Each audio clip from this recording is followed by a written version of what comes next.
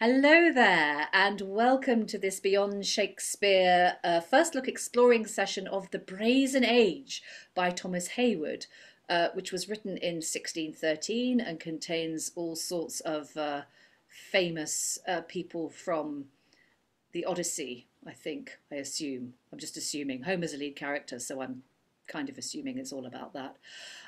To help me plough through this brazen play today, I have this crack team of readers, and introducing them to you, reading Aeneas, Adonis and Atreus is... Hello, Francis Cox, actor living in Amsterdam.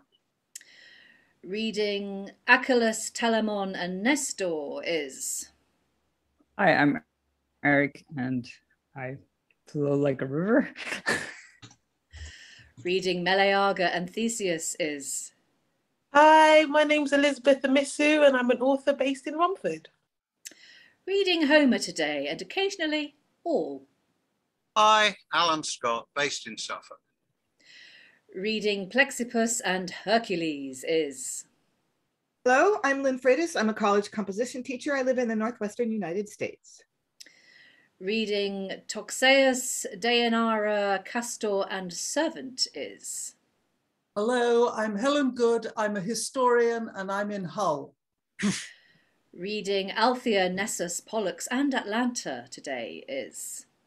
Rachael, actor on the East Coast. And my name is Sarah Blake. I will be reading Venus and Jason in Act 2, but I will be hosting in Act 1, and then when we get to the end of Act 1, I shall be handing over hosting duties to Lynn. So we're splitting it between us today. Right, without further ado, let's get going. This play begins with a prologue, which is read by Homer. So without further ado, enter Homer. As the world grows in years, 'tis the heavens' curse. Men's sins increase. The pristine times were best. The ages in their growth wax worse and worse. The first was precious, full of golden rest. Silver succeeded, good but not so pure. Then love and harmless lusts might current pass. The third that follows we find more of dure, and that we title the age of brass. In this more gross and coarser metalled age, tyrants and fierce oppressors we present. Nephews that against their uncles wreak their rage, mothers against their children discontent, a sister with her brother at fierce war, things in our former times not seen nor known. But vice with virtue now begins to jar, and sins, though not at height, yet greater grown. Still with our history we shall proceed, and Hercules' victorious acts relate. His marriage first, next many a noble deed, performed by him, last how he yields to fate. And these, I hope, may with some mixtures pass, so use it pleased in this our age of brass. And Homer exits. So, quite a short and sweet prologue. We're in the age of brass. Age of gold, golden age, obviously no good for drama. Not enough tyrants. Helen, speak to me. We've read The Age of Gold Oh. and The Age of Silver. Oh. You weren't there. You were wasn't busy there. with other projects. This is part 3 of an ongoing series. Thank you so much for telling me this because I had no idea. Right, okay. Continuing then, in our epic series of plays about the Gold, Silver and Brazen Age, she says, like she knows what she's talking about, Lynn. Well, I was going to say there were some odd claims that Homer is making about the Golden Age and the Silver Age, since the Golden Age was full of sexual assault and incest, but what? We can only assume this is going to be worse.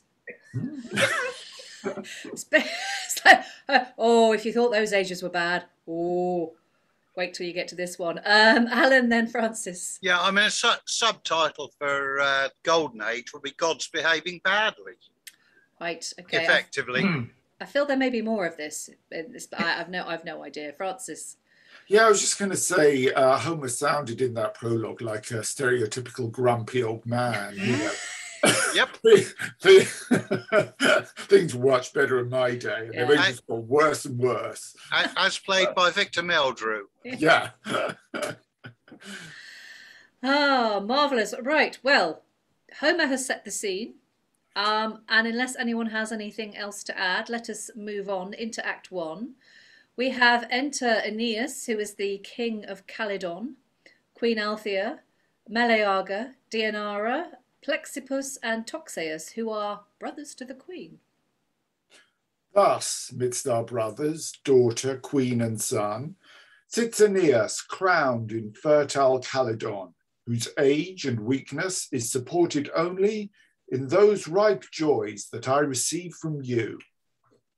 May we long stand supporters of your royalties and glad spectators of your age and peace. The like I wish. We have found you brothers royal and subjects loyal.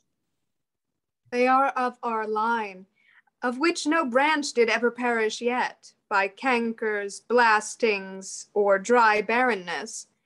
But Meleager, let me turn to thee, whose birth the fates themselves did calculate. Pray, mother, how was that? I have heard you say somewhat about my birth miraculous, but never yet knew the true circumstance. 'Twas thus.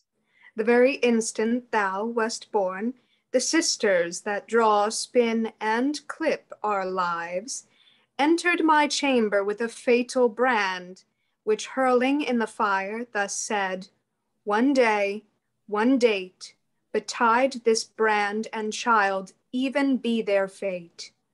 So parted they, the brand begins to burn, and as it wasted, so didst thou consume, which I perceiving leapt unto the flame, and quenching that, stayed thy consumption.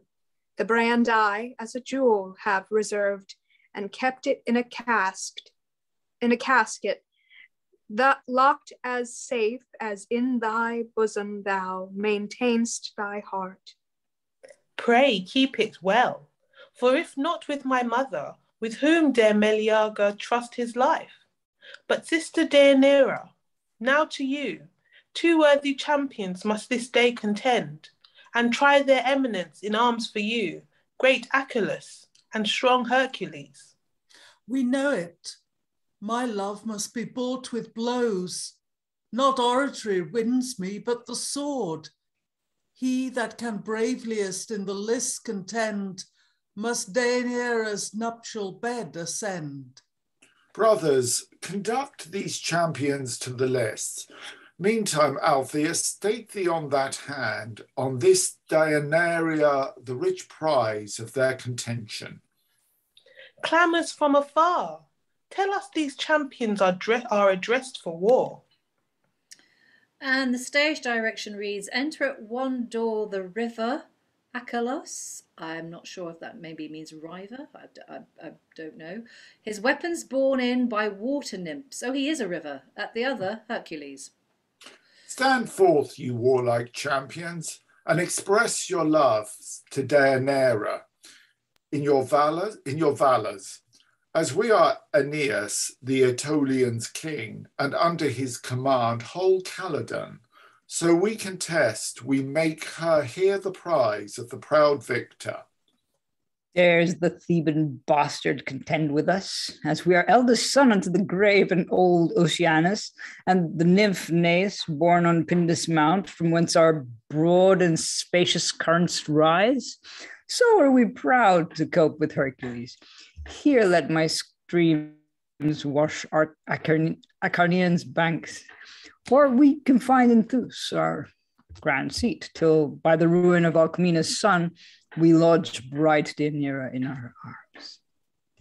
Have we the Cleonian lions torn, and decked our shoulders in their honored spoils, the Caledonia boar crushed with our club, the rude Thessalian centaurs sunk beneath our jovial hand, pierced hell, bound Cerberus and buffeted so long, till from the foam the dog belched forth strong Conatum spring, and shall a petty river make our way to Deianeira's bed impassable? Know then, the pettiest stream that flows through Greece, I'll make thee run thy head below thy banks, make red thy waters with thy vital blood, and spill thy waves in drops as small as tears, if thou presumest to cope with Hercules. What's Hercules that I should dread his name? Or what's he greater than Amphitryon's son? When we assume the name of demigod, not Proteus can transshape himself like us, for we command our figure when we please. Sometimes we like a serpent run along our meadowy banks, and sometimes like a bull graze on these strands we water with our streams. We can translate our fury to a fire, and when we swell, in our fierce torrents swallow the champaign plains, and flow above the hills, drown all the continents by which we run. Yea, Hercules himself. Me, Achelous, I can do more than this. Love Deianeira, swim with her on my shoulders through thy streams, and with my huge club beat thy torrents back with thine own waters, quench the eternal fires, thy figure serpentine flat on the earth.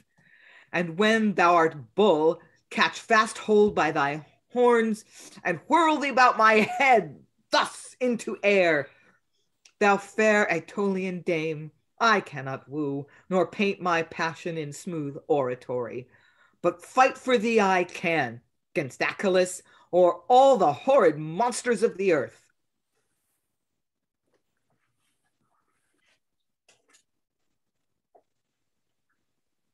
Meleager, I think you are muted.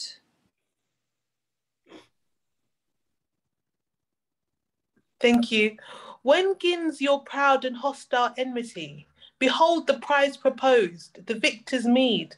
Champions your spirits, enkindle at her eyes. It is for her, this bastard I despise. Prepare thee, Theban. See, I am addressed with this to thunder on thy captive crest. I cannot bellow in thy bombast phrase, nor deaf these free spectators with my braves. I cut off words with deeds, and now behold, for me the echo of my blows thus scold. There is an alarm, and Achelous is beaten in and immediately enters in the shape of a dragon. Be'st thou a god or hellhound thus transshaped? Thy terror frights not me. Serpent or devil, I'll pash thee. Another alarm. He beats away the dragon. Enter a fury, all fireworks. Fright us with fire, our club can quench thy flame, and beat it down to hell from whence it came. When the fury sinks, a bull's head appears. What, yet more monsters? Serpent, bull, and fire shall all alike taste great Alcides' ire. He tugs with the bull and plucks off one of his horns. Enter from the same place Achelous with his forehead all bloody. No more, I am thy captive, thou my conqueror. I see no magic or enchanting spell of power on virtue and true fortitude. No slight illusion can deceive the eyes of him that is divinely resolute. I lay me at thy feet, a lowly vassal, since thou hast stripped me of that precious horn which, tearing from my head in shape of bull, thus wounded me. Take Deianeira freely. Only restore me that rich spoil thou hast won, which all the nymphs and graces swelling near shall fill with redolent flowers and delicate fruits, and call it cornucopiae, plenty's horn, in memory of Achelous' loss and this high conquest won by Hercules. Hadst thou not stooped to thy horrid taurine shape, I would have piecemeal rent, and thy tough hide torn into rags as thick as autumn leaves. Take thee thy life, and with thy life that spoil plucked from thy mangled front. Give me my love. I'll store no horns at winning of a wife. Give me bright Deianeira. Take that horn, so late from thy disfigured temples torn.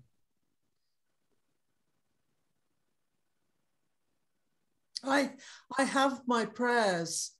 Alcides his desires. Both meet in love.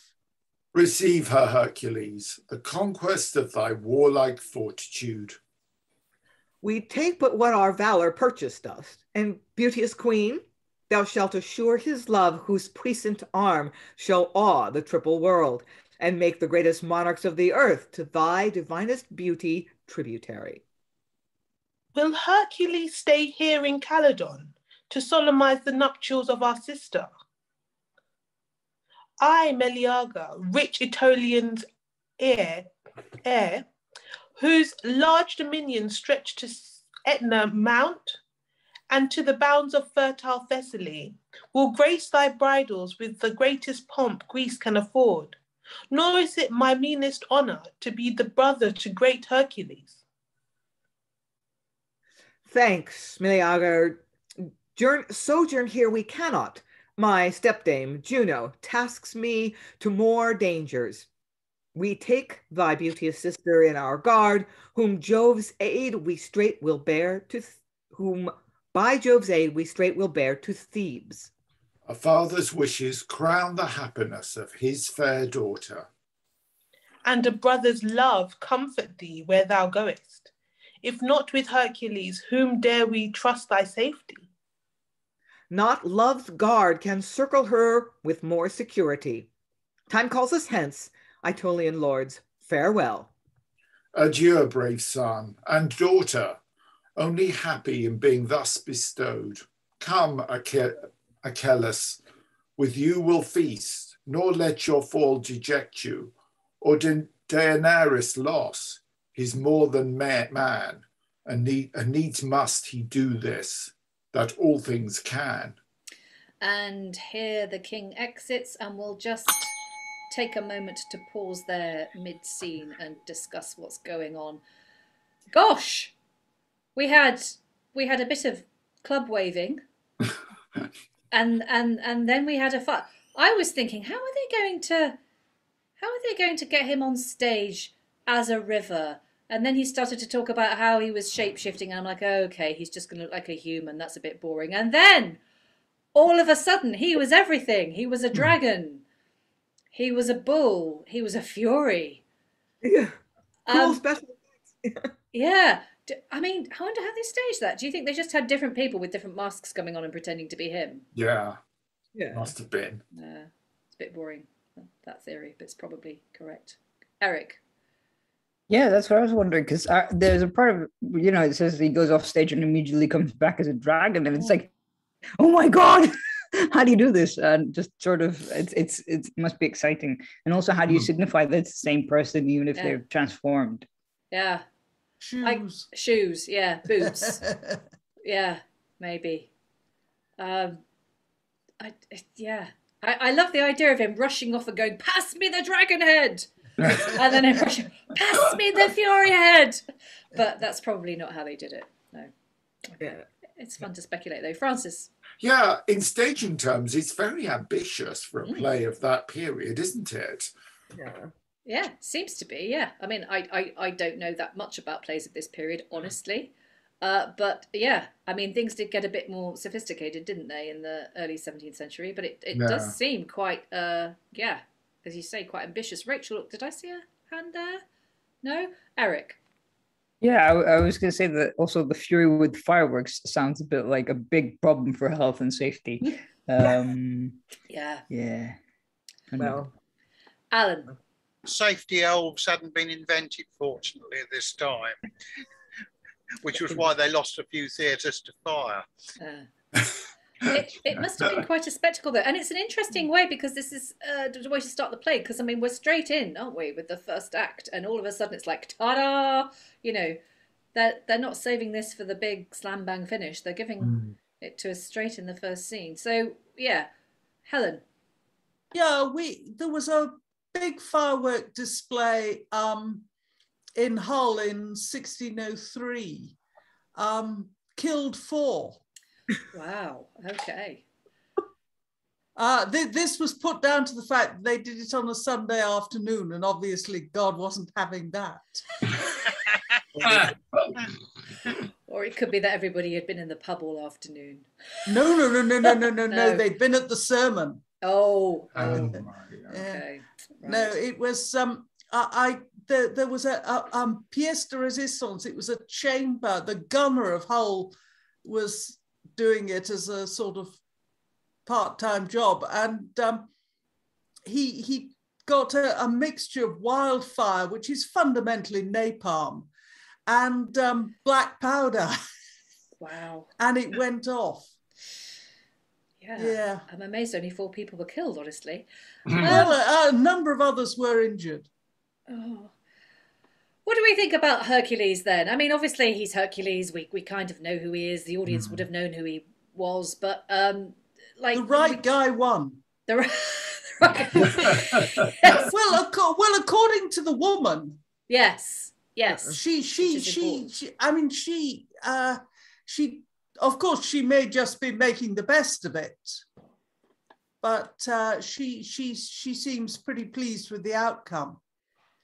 And she is now going to go off with Hercules while he completes the rest of his labours, and everything seems pretty good so far.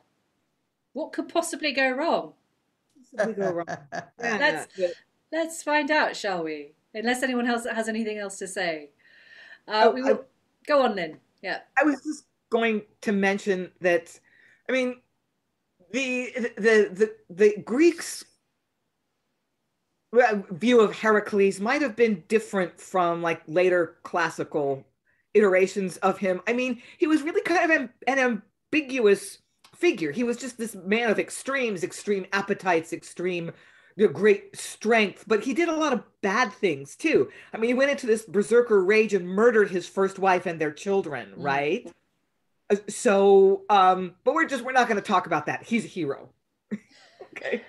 That's certainly how it's coming across in this interpretation. But we'll see. We shall find out. Moving on then, we're still in the same scene. The king Oeneus has just left, and we have Hercules picking up the dialogue. Dares Deianeira trust her person's safety with us, a stranger, only known by fame?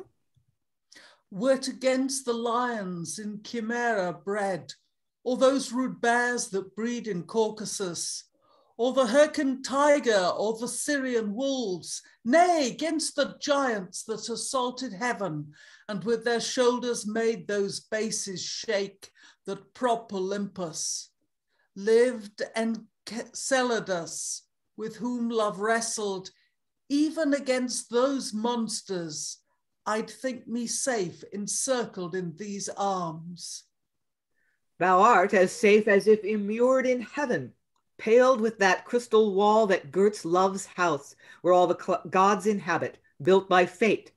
Stay, I should know that centaur. Enter Nessus. That's Heracles. I know him by his club, whose ponderous weight I felt upon my skull at the great bridal of the Lapiths. What lovely lady she that in her beauty so much exceeds fair Hypodamia. Oh, Nessus, thou of all the cloud-bred race alone didst scape by trusting to thy heels at Hippodamia's bridals. But we now are friends, are we not, Nessus? Yes, great Heracles, till I can find fit time for just revenge. Methinks my brains still rattle in my skull. What lady's that in great Alcides' guard? Deianeira, daughter to the Aetolian king, sister to Meleager, now our bride, won by the force of arms from Achelous, the boisterous flood that flows through Caledon. A double envy burns in all my veins. First for revenge, next that he should enjoy that beauteous maid whom Nessus dearly loves. Will Heracles command me, or his bride? I'll lackey by thee, whatsoe'er thou goest, and be the vassal to greet Heracles.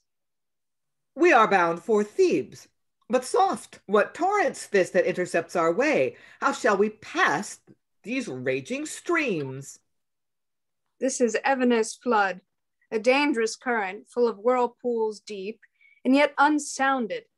Darest thou trust thy bride on Nessus' back? I'll undertake to swim her unto the furthest strand upon my shoulders, and yet not lave her shoe. I'll pay thee for thy waftage, Centaur, well, and make thee prince of all thy by-formed race, if thou wilt do this grace to Hercules. But ferry her with safety, for by Jove, if thou but make her tremble in these streams, or let the least wave dash upon her skirt, if the least fear of drowning pale her cheek, I'll pound thee smaller than the autumn dust, tossed by the warring winds. Have I not swum the Hellespont, when waves high as yon hills, tossed by the winds, have crowned me, yet in spite of all their briny weight, I have wrought myself above the topmost billow to o'erlook the troubled main. Come, beauteous Deianeira, not Charon with more safety ferries souls than I will thee through this impetuous ford. Receive her, Centaur, and in her the wealth and potency of mighty Hercules. Now my revenge for that inhuman banquet in which so many of the centaurs fell. I'll rape this princess, having passed the flood. Come, beauteous Deianeira, mount my shoulders, and fear not your safe waftage. And he exits. That done, return for us. Fair Deianeira, white as the garden lily, Pyrene snow, or rocks of crystal hardened by the sun, thou shalt be made the potent queen of Thebes, and all my jovial labors shall to thee be consecrate, as to Alcides' love. Well, plunge, bold Centaur, how thy boisterous breast plows up the stream. Thou, through the swelling tides, sailest with a freight more rich and beautiful than the best ship crammed with Pangaeus gold. With what a swift dexterity he parts the mutinous waves, whose waters clasp him round. He plays in wantons in the curled streams, and Deianeira on his shoulders sits, as safe as if she steered a pine tree bark. They grow now towards the shore. My club and arms I'll first cast o'er the deep Adonis ford, and from my side my quiver shall not part, nor this my trusty bow. Help! Hercules!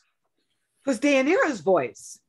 The traitor Nessus seeks to despoil mine honor. Jove, you gods! Out, traitorous Centaur! Help, great Hercules! Hold, lust-burnt Centaur! 'Tis Alcides calls, or swifter than Jove's lightning my fierce vengeance shall cross Adonis. Oh! Oh! Darest thou, devil? Couldst thou climb heaven or sink below the center? So high, so low, my vengeance should pursue thee. Hold, if I could but fix thee in my grips, I'd tear thy limbs into more atomies than in the summer play before the sun. Help! Hercules! Out! Dog! Alcides! Help! I'll send till I can come. This poisonous shaft shall speak my fury and extract thy blood, till I myself can cross this raging flood. Hercules shoots and goes in. Enter Nessus with an arrow through him, and Deianeira. Thy beauty, Deianeira, is my death, and yet that Nessus dies embracing thee takes from my senses all those torturing pangs that should associate death. To show I loved thee, I'll leave thee in my will a legacy, shall steed thee more than should thy father give thee, unto thy dower the crown of Calydon. Of such great virtue is my living blood, and of such prize that couldst thou value it, thou wouldst not let one drop fall to the ground. But oh, I die. Teach me to rate it truly. Now, Nessus, in thy death be avenged on him, on whom in life thou couldst not wreak thy rage. My blood is poison, all these pure drops save, which I bequeath thee ere I take my grave. I know thy lord lascivious, bent to lust. Witness the 50 daughters of King Theseus, whom in one night he did adulterate, and of those 50 begot 50 sons. Now if in all his quests he be withheld by any lady's love, and stay from thee, such is the virtue of my blood now shed, that if thou dipst a shirt steeped in the least of all these drops, and sendst it to thy lord, no sooner shall it touch him, but his love shall die to strangers and revive to thee. Make use of this, my love. Centaur, I will. And so, whom Nessus cannot, do thou kill. Still dying men speak true. 'Tis my last cry, save of my blood. 'Tmay steed thee ere thou die. Though I my love mistrust not, yet this counsel I'll not despise. This, if my lord should stray, shall to my desolate bed teach him the way. And enter Hercules. After long struggling with Venice streams, I forced the river bear me on her breast and land me safely on this further strand, to make an end of what my shaft begun, the life of Nessus. Lives the Centaur yet? Behold him, grovelling on the senseless earth, his wounded breast transfixed by Hercules. That the luxurious slave were sensible of torture, not the infernals with more pangs could plague the villain than Alcides should. Ixion's bones racked on the torturing wheel should be a pastime. The 3 snake-haired sisters that lash offenders with their whips of steel should seem to dally, when with every string they cut the flesh-like razors. But the dead we hate to touch, as cowardly and base, and vengeance not becoming Hercules. Come, Deianeira, first to consummate our high espousals in triumphant Thebes. That done, our future labors will pursue, and by the assistance of the powers divine, strive to act more than Juno can assign. And enter Homer. Fair Deianeira unto Thebes being guided, and Hercules' espousal solemnized, he for his further labours soon provided, as Juno by Eurytus had devised. The apples of Hesperia first he won, morgar-hued Achelous that supports the spheres, and whilst the giant on his business ran, Alcides takes his place and proudly bears the heaven's huge frame. Thence unto Scythia hies, and there the Amazonian baldric gains, by conquering Menelip, a brave prize, the warlike queen that o'er the Scythians reigns. That he supported heaven doth well express his astronomic skill, knowledge in stars, they that pleasure know. They that such practice know, what do they less than bear heaven's weight? So of the Lernaean wars, where he the many-headed Hydra slew, a serpent of that nature, when his sword paid off one head, from that another grew.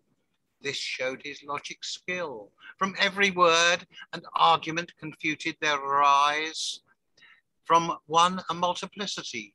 Therefore we, poets and such as are esteemed wise, instruct the world by such morality. To conquer Hydra showed his powerful skill in disputation, how to argue well, by all that understand in custom still, and in this art did Hercules excel. Now we the Egyptian tyrant must present, bloody Busiris, a king fell and rude, one that in murder placed his soul content, with whose sad death our first act we conclude.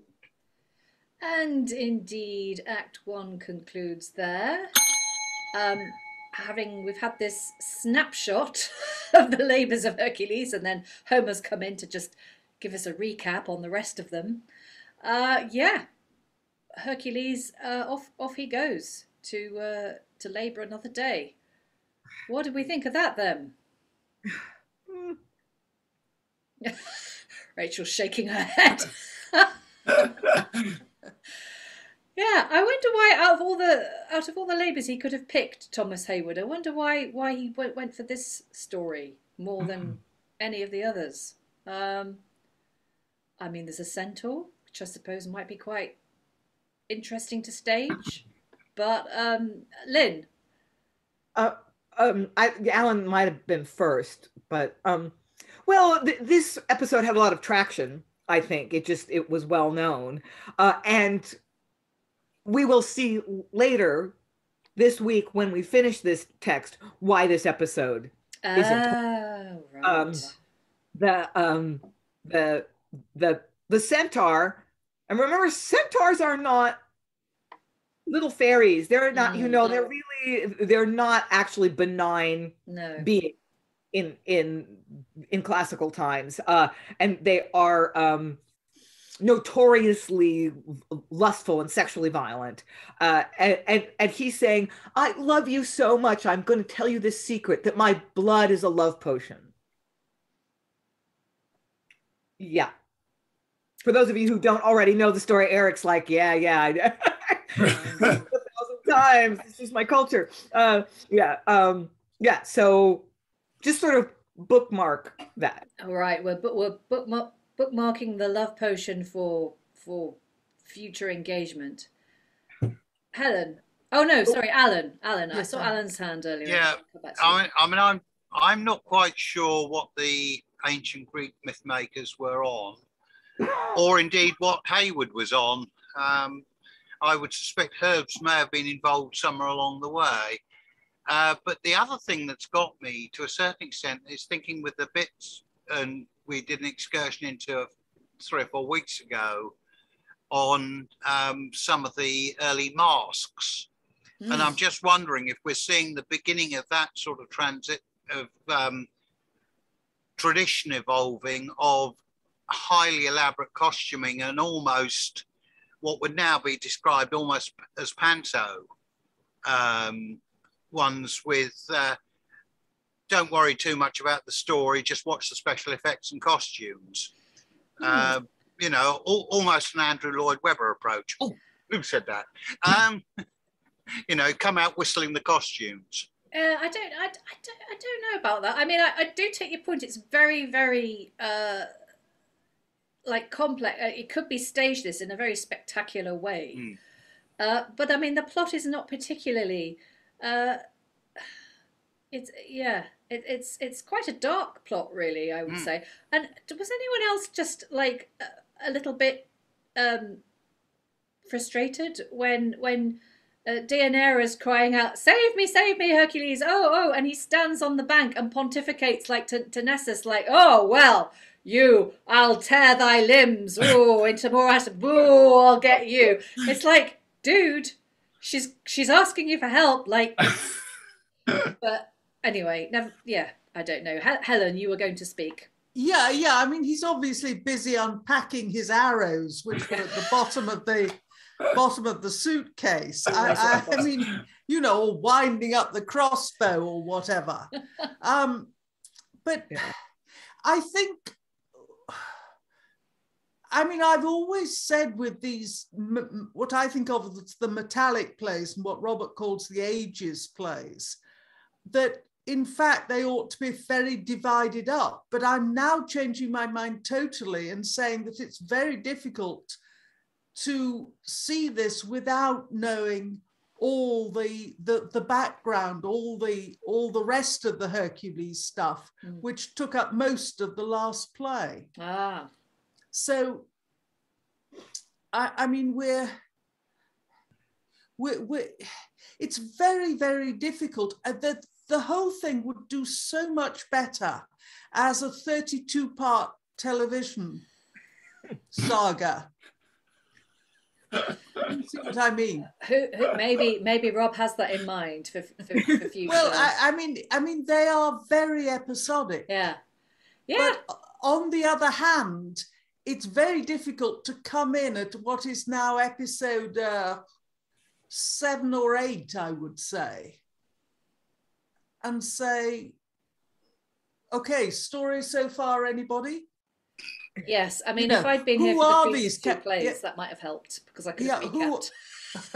who are these characters? Yeah. And where are they going? And what's the game plan? Is this for people who were here before? Presumably there's 3 plays and this is the 3rd one in the trilogy. No, we've got Iron. Oh, wow. Okay. And we've got it in 2 parts. Oh, right. Okay. So we're right in the middle of the saga. So if you've just joined us, like myself, you don't stand a chance, really. Eric and then Francis. Yeah, I was going to say, like Rachel put in the chat, I think this is a superhero movie. And it is basically like that moment of him, standing on the riverbank going, it's like, aha, hold my cape. I will go fetch my arrows or something. It's very much that moment. And I like how, you got the trash talk with Achelous, and now you've got like, hey, buddy, I beat your head in. Let's be friends. You can carry my beautiful wife over the river. And then it's like, wait a minute. Yeah.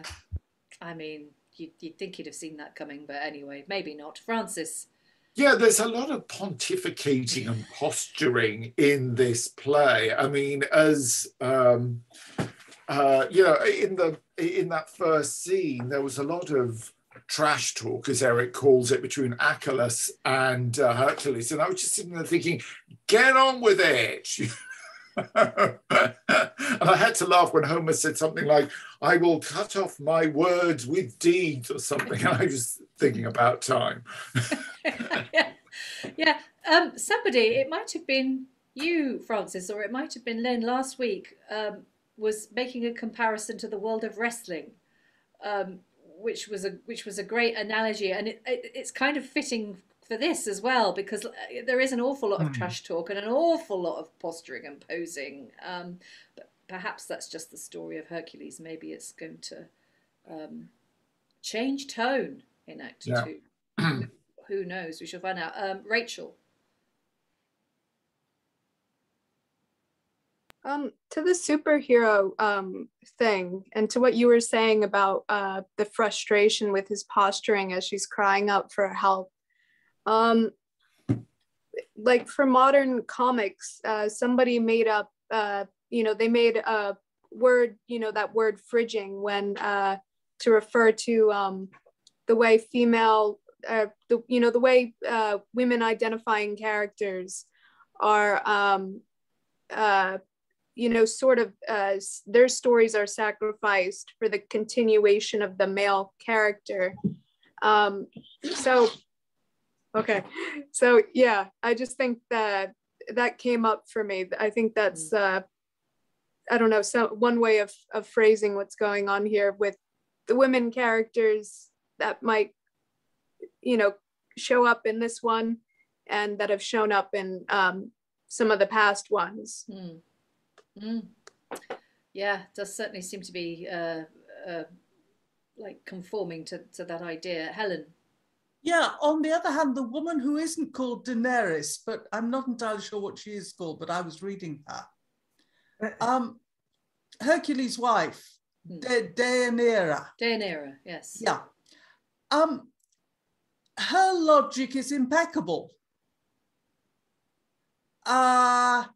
Yes, this guy loves me. He loves me enough to try and run off with me. He's dying. He makes a final bequest to me by telling me that his blood will prevent my husband from running after other women. Therefore, I will hang on to this. Yeah. I mean, she says, my husband's fine at the moment, but I do know that he used to have a bit of a reputation. I think it's probably a good idea that I hang on to this. Yeah. Just gonna tuck it into her back pocket, just in case she. Just in case. I mean, it's impeccable logic, and pro Hercules in many ways. I mean, she's not being disloyal to him. Yeah. No, she's just got a plan B. Yeah. Just in case she needs it. Lynn, did I see your hand earlier? Yeah, I agree, Helen. You can't really much blame her for taking Nessus at his word. Dying men are supposed to tell the truth. And she knows what Hercules has been, and she really wants to keep him. I think her decision is really pretty understandable from her own point of view. So yeah, I tend to agree. But I was also going to respond to Rachael about how the women's stories are sort of take a back seat to the men's. I mean, I think that's definitely going on here. It's almost as if Hercules' marriage is a side quest. I got to go back to my tasks. I can't even stay in my wife's home kingdom to marry her. I can't even take the time to have a little wedding celebration. I got to take her home, marry her quickly, and then be off again to my real purpose, my adventures that Juno has assigned to me. So it's like this life-altering decision for her is a side quest for him. Rachael. I just posted in the chat. I think like what I mean by this bridging is it's totally what Lynn's saying, but also on top of it, that there is an implication of the violence that we're seeing, that this is a superhero guy, so he's invincible, nothing can hurt him except his wife. It's like that's his Achilles heel. She's a weakness, and it's using women's pain and almost dehumanizing them with this pain, because it's like, it's not that she feels the pain, it's that he can be hurt, and that's put over her own pain and her own humanity to continue the story and lead us into the next big fight sequence. Spectacular. Yeah, it's like her agency is very much secondary to the dramatic arc of the hero. Elizabeth. Yeah, I've just been really fascinated by the comments that have been made so far. I really, really agree with Rachael about the woman in the fridge. I was thinking about the film Seven and how you have this kind of almost superhero cop who can solve any case, no matter how complex and intelligent yeah, Eric just put in the chat, there are so many films like that. Yeah, no matter how intelligent the antagonist is, the cop can always be brought down by the people he loves. So we see like the anti-heroes that don't have wives or children or partners or anything like that, dependents. And I think that in this text, we kind of have Deianeira as almost like a sideline. She's not the main event, even though I feel like in the previous plays we had more central characters that were women.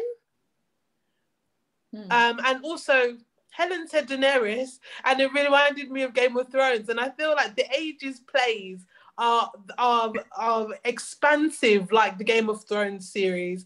They're like massive, and it has a lot of backstory and a lot of characters and a lot of movement, and it has to be how much you know about the myths and the mythology behind the characters will determine how well you understand the play. Yeah. Good point. Yes, I mean, Heywood, I assume, would be expecting his audience to know these stories already. Let's see how that affects, influences into him in terms of how he writes these stories, how he chooses to tell them. All right, okay, let's move on then into the next story, into the Act Two prologue. And at this point, I am going to hand over hosting duties to Lynn. There you go. And Lynn, take it away. Right, the prologue to Act Two. Enter Busiris with his guard and priests to sacrifice. To them, two strangers. Busiris takes them and kills them upon the altar. Enter Hercules disguised. Busiris sends his guard to apprehend him. Hercules, discovering himself, beats the guard, kills Busiris, and sacrificeth him upon the altar, at which there falls a shower of rain. The priests offer Hercules the crown of Egypt, which he refuseth. Enter Homer. In Egypt there of long time fell no rain, for which unto the oracle they sent. Answers returned that till one stranger slain, immoved shall be the marble firmament. Therefore the tyrant all these strangers kills that enter Egypt, till Arceles came, and with the tyrant's bulk the altar fills, at whose red slaughter fell a plenteous rain. For he that stranger and usurper was, whose bloody faith the oracle forspake. But for a while we let Alcides pass, who these of Egypt would their sovereign make, for freeing them from such a tyrant's rage. Now Meleager must fill our stage. Let's pause for just a bit. So let me fix it so I can see all of you. Any thoughts about this little episode? This is a whole scene. We're done.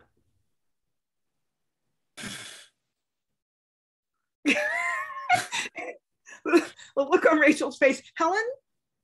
Well, I think it's fairly obvious that the dumb show and the explanation of the dumb show must run in parallel. So it isn't that we have the dumb show followed by Homer coming on and telling us what we've seen. What we actually get is Homer on one side of the stage pointing at bits of the dumb show and saying, this is what is happening. Also, how did they make it rain? Shower. Did someone have a bucket that got chucked? I have no idea. Elizabeth, I think you waved a little bit. Yeah, I was just going to say, like, it reminds me of some of the dumb shows that we've seen in other plays that kind of have a lot of narrative exposition in them. Like, you have to understand that dumb show to know what's going on next. I found it interesting that Hercules refuses the crown of Egypt. You know, that adds to his esteem as this hero character. But I do quite like Homer's use of language. I think it really lulls the audience in and it kind of brings us into the world of the narrative. Nice.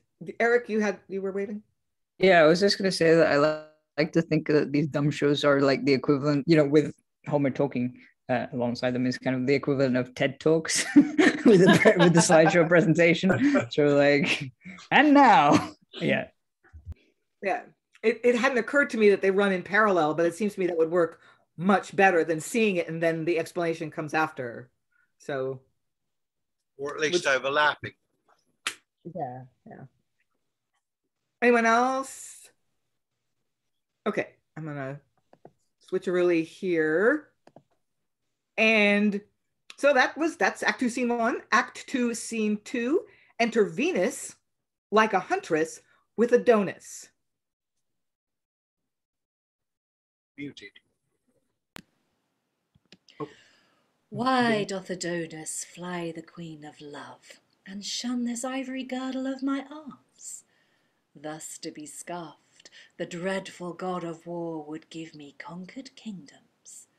For a kiss but half like this, I could command the sun rise for his hour, to bed before his time, and, being lovesick, change his golden beams, and make his face pale as his sister moon. Come, let us tumble on this violet bank. Prithee be wanton, let us toy and play.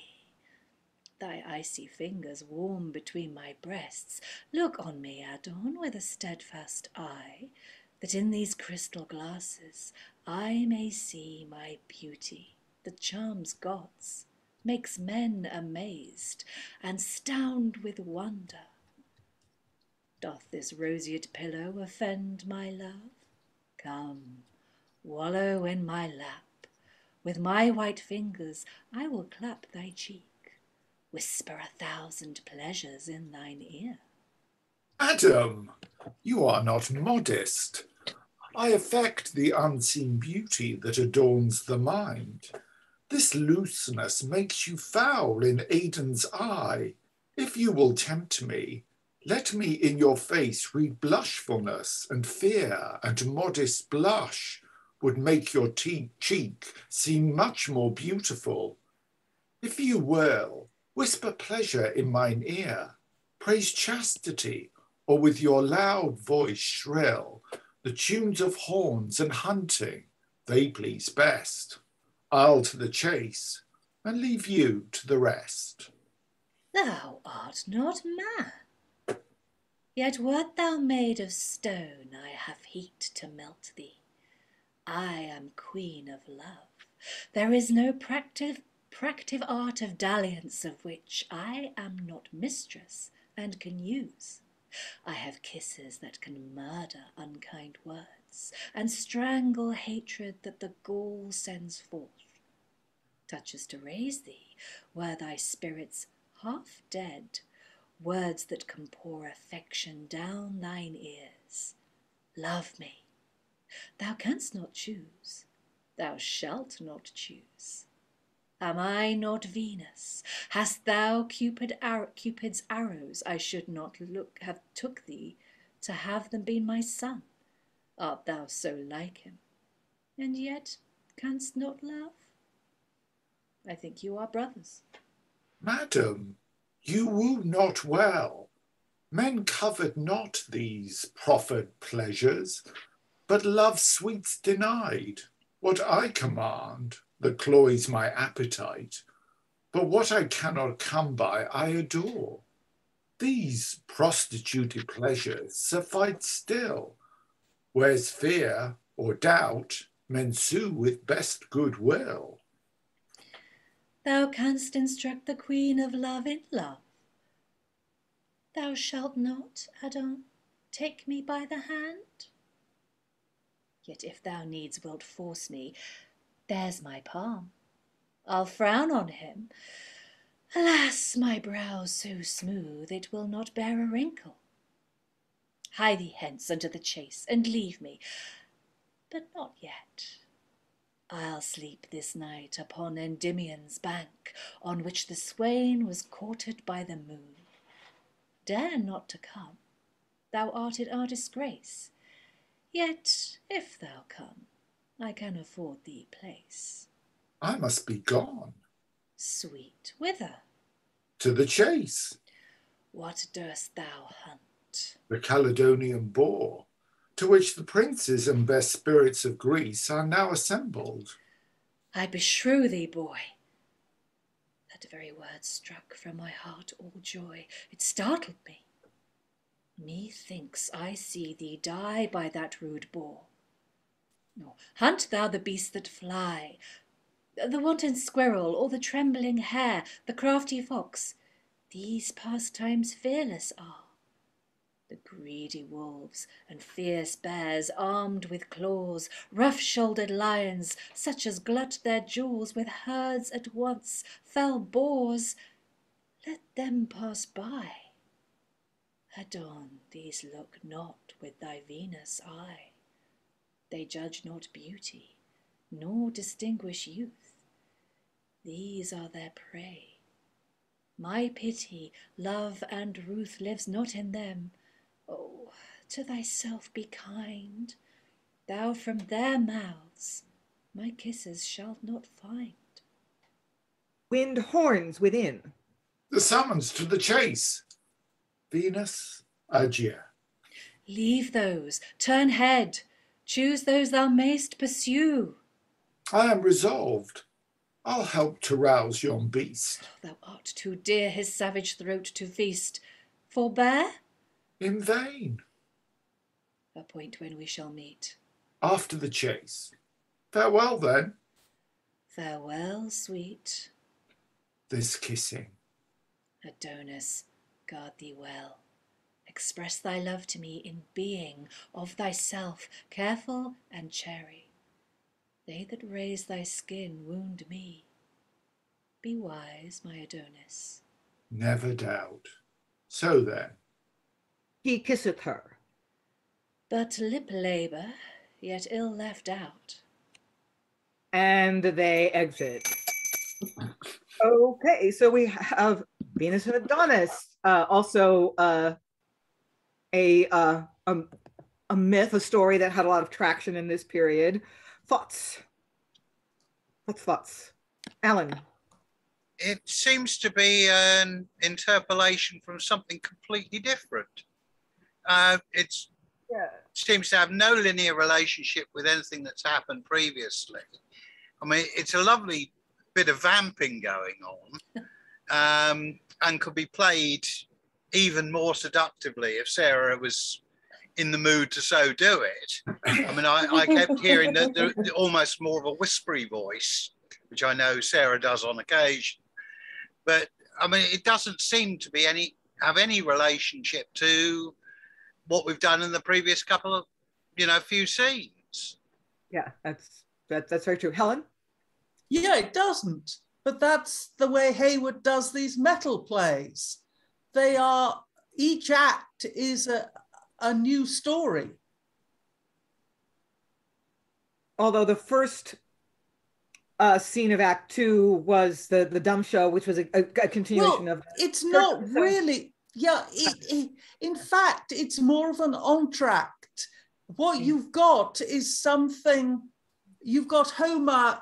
He winds up the last act and then starts off the next one. Homer makes the bridge in the acts, between the acts. But no, I mean, I don't really think that was a scene. I think it was a bridge. Right. And we're now in a different world. How about that, Eric, and then Francis? Yeah, it's kind of because, he said, Homer had said, yeah, we're going to talk about Meleager now. And obviously he doesn't immediately, but the context, like here, he's basically setting up context, like the big Caledonian boar and all that stuff, which is actually not, I don't think that's actually the one that kills Adonis, but anyway, details. Boars, they're everywhere. During this time period, apparently. But yeah, it's interesting how Heywood doesn't often do these, really romantic scenes. He doesn't have the whole, big speeches to, love between lovers. And then you get this scene with Venus and Adonis, which is kind of, I don't know, just the language is so beautiful. I mean, okay, she's trying to seduce him, but it's still kind of, it's very poetic. A departure in more than one way. Francis? Its standalone nature notwithstanding, it was a fun scene to read, I have to say. Nice, yeah. I mean, this is sort of a famous episode, and it articulates sort of what I consider a kind of problematic cultural truth in the Renaissance, that the way to get your lover to really want you is to say no. Mm. And we all want what we can't have, which, that may be true, but it also encourages, it underlies a lot of problems. When can you say no and mean it? When does no mean no? If no means yes, sometimes. Mm. So it's kind of, it can be quite problematic, but there's Adonis is articulating something we see in a lot of literature, is like, you want what you can't have, and when you're offering yourself to me, it makes me not want you. Well, that's messed up. Rachel, you're muted at a moment, but yeah. To that point, I just it brought up for me, not only is he giving her this speech on what no should mean and these things, he's also telling her how to do her job. She is the goddess of love, and she's been doing this forever, and he's mansplaining to her how to seduce somebody. And she's got an army of love. She's got Cupid, she's got arrows, she's got she's like, I've been with Ares, I've been with Mars, the sun god. I think I know it. There's potential comedy in here, I think, in this moment, and taking this and having it be her being like, are you for real here right now? Why don't you go to the hunt then? Yeah, I hadn't thought of it that way, but yeah, Adonis mansplaining how love works to the goddess of love. And the thing is, he's like 16. Yeah, he's he's figured as kind of a boy man, a man boy in the mythology. One part of what attracts her to him is his youth. So I mean, he's not even a mature individual, and he's like, I don't want to do it that way. I'm like, okay. Anybody else? Okay. Let us move on to Act 2, Scene 3. Oh, here we are. We're getting to Meleager or Meleager. I don't know. Act 2, Scene 3. Wind horns enter with javelins, and in green, Meleager, Theseus, Telamon, also known as Ajax, Castor, Pollux, Jason, Peleus, Nestor, Atreus, Toxeus, Plexippus. The cause of this convention, lords of Greece, needs no expression, and yet briefly thus: Oeneus, our father, the Aetolians' king, of all his fruits our plenty, gave due rights to all the gods and goddesses, Jove, Ceres, Bacchus, and Pallas.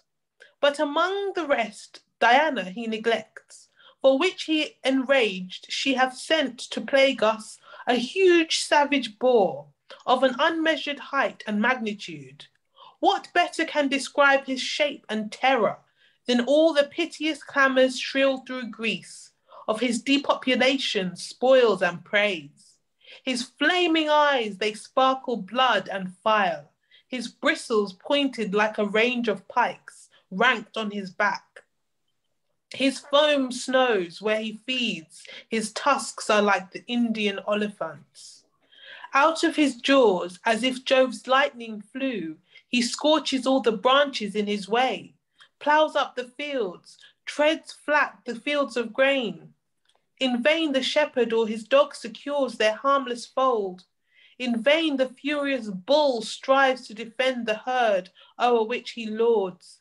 The colonies into the cities fly, until immured, they think themselves not safe to chase this beast we have met on Etna Mount, attended by the noblest spirits of Greece. From populous Salamine, I, Telamon, am at thy fair request, King Meleager, come to behold this beast of Calydon and prove my virtue in his stern pursuit. Not Meleager's love, more than the zeal I bear my honour, hath drawn Jason hither to this adventure, yet both forcible to make me try strange masteries gainst that monster, whose fury hath so much amazed all Greece. That was the cause I, Castor, with my brother Pollux, arrived and left our sister Helen, embraced by our old father Tyndarus, to rouse this beast. Let us no more be held the sons of Leda and begot by Jove, brothers, and called the two Tyndarian twins, if we return not crimsoned in the spoils of this fierce boar. To that end Nestor came, Nestor that hath already lived one age, and entered on the second to the third, may I ne'er reach.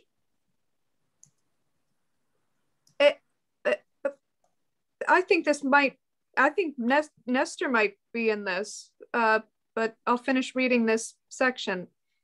And entered on the second to the third, may I ne'er reach, if part of that wild swine I bring not home to Pylos where I reign. My young son Agamemnon and his brother Prince Menelaus in his swathes at home, without some honour purchased on this boar, may I no more see or Mycenes visit. Well speaks Atreus, and his noble act still equalizes language. Shall not Theseus venture as far as any? Heavens, you know, I dare as much gainst any mortal foe. Where's Hercules? That at this noble business he is not present, being near allied to Meleager, having late espoused his sister Deianeira. He's for Bucerus, that Egyptian tyrant. Else noble valor He would have been first to have purchased honour in this haughty quest. Enter Atalanta with a javelin, horns winded. Hail, princes, let it not offend this troop, that I, a princess and Atalanta called, a virgin huntress, press into the field, in hope to double gild my javelin's point in blood of yon wild swine. Virgineam in puero, puerilum in virgine vultum aspicio. O you gods, or make her mine, stated with us the Caledonian queen, or let this monstrous beast confound me quite, and in his vast womb bury all my fate. Beauteous Atalanta, welcome, grace her princess for Meleager's honour. Come, shall us uncouple, lords? Some plant the toils, others bravely mount to undem this savage. Time and my bashful love admits no courtship. Lady, rank with us. I'll be this day your guardian and a shield between you and all danger. We are free, and in the chase will our own guardian be. Shalls to the field, my javelin in these shafts, pointed with death, shall with the foremost fly, and by a woman's hand the beast shall die. Enter Adonis, winding his horn. As bold as fair, but soft, whose bugle's that which calls us to the chase? Adonis, yours? Mine. O you noble Greeks, we have discovered the dreadful monster wallowing in his den. The toils are fixed. The huntsmen placed on hills, pressed for the charge. The fierce Tebelesian hounds with their flag ears ready to sweep the dew from the moist earth. Their breasts are armed with steel against the encounter of so grim a beast. The hunters long to uncouple and attend your presence in the field. Hello, Atalanta. I'll try what prince will second me in field and make his javelin's point shake even with mine. That Meleager's shall. Nor Telamon and sorry, my screen is going a bit weird. Nor Telamon will come behind Atalanta, nor the prince. Charge bravely then your javelins, send them singing through the clear air, and aim them at yon fiend, denned in the quetchy bog. The signal, lords! Charge! Charge! Charge! A great winding of horns and shouts. Princes, shrill your bugles free, and all Atlanta's danger fall on me. Enter Jason and Telamon. This way! This way! Renowned Telamon, the boar makes through yon glade, and from the hills he hurries like a tempest. In his way he prostrates trees, and like the bolt of Jove shatters where'er he comes. Diana's wrath sparkles grim terror from his fiery eyes. One javelin pointed with the purest brass I have blunted against his ribs, yet he unscarred. The head has darted against the rock of marble, rebounded back. He shakes off from his head our best Thessalian dogs like summer flies, nor can their sharp fangs fasten on his hide. Follow the cry! Enter Castor and Pollux. Helen, you're muted. Yeah. Where's noble Telamon? Or warlike Jason? Hear you, Tindarides, speak! Which way bends this plague of Caledon? Here you may stand him, for behold he comes, like a rough torrent swallowing where he spreads. O'er his head a cloud of terror hangs, in which lean death as in a chariot rides, darting his shafts on all sides mongst the princes of fertile Greece. Ancaeus' bowels lie strewed on the earth, torn by his ravenous tusks, and had not Nestor, by his javelin's help, leaped up into an oak to have scaped his rage, he had now perished in his second age. Peleus is wounded. Oh, I'm muted. No, I'm unmuted. Peleus is wounded. Pelagon lies slain. Eupelemon hath all his body rent with an oblique wound. Yet Meleager still and Theseus and Atreus with the rest pursue the chase with boar spears cast so thick that where they fly they seem to dark the air, and where they fall they threaten imminent ruin. To these we'll add our fury and our fire, and front him, though his brow bear figured hell, and every wrinkle with a gulf of Styx by which the gods contest. Come, noble Telamon, Diana's monster by our hands shall fall, or, with the princes slain, let's perish all. And he exits. I think we are just going to barrel forward because I think that this story continues. The same episode is crossing acts. So horns and shouts enter Meleager and Atlanta. Thou beauteous Nonacris, Arcadia's pride, how hath thy valour with thy fortune joined to make thee stain the general fortitude of all the princes we derive from Greece? Thy lance's point hath on yon armed monster made the first wound, and the first crimson drop fell from his side. Thy aim and arm extracted, thy fame shall never die in Caledon. We trifle here. What shall Atlanta gain? The first wound's honour, and be absent from the monster's death? We must have both in hand. We must have hand in both. Thou hast purchased honour and renown enough. O stain not all the general youth of Greece by thy too forward spirit. Come not near yon rude bloodthirsty savage, lest he prey on thee as on Anceus and the rest. Let me between thee and all dangers stand. Fight, but fight safe beneath our puissant hand. Horns. The cry comes this way. All my shafts I'll spend to give the fury that affrights us end. And ere that monster on Atlanta prey, this point of steel shall through his heart make way. And they exit. I think we're going to take a break because we've been reading for a while without a break, even though I think the boar hunt goes on into 2-5. So, thoughts so far, the big boar hunt. Rachael, you are muted. Okay. I think that the two things. I think Nestor speaks, at least twice in there, and he gets, or at least once, but I think maybe twice, and he's buried somewhere in Castor and Pollux's stuff. And then also just the potential humor of Atlanta continuously brushing off Meleager's advances. She's come here I put in the chat, she's come here for pork and glory, and he's getting in the way. Right? Anyone else?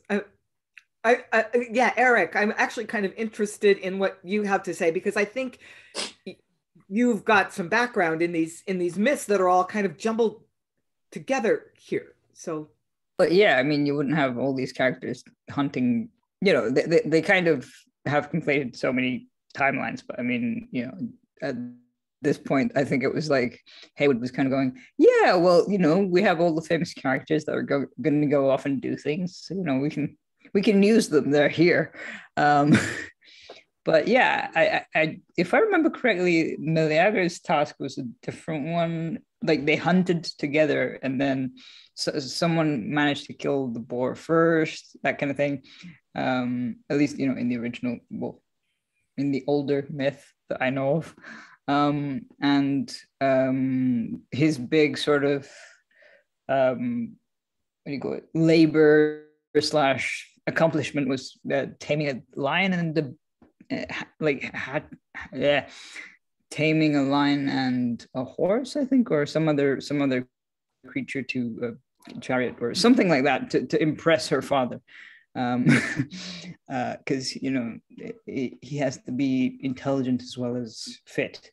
What I did like in this was basically like, Atalanta is going, okay, we're hunting now. Can we keep hunting? And Meleager is just going, you're so beautiful.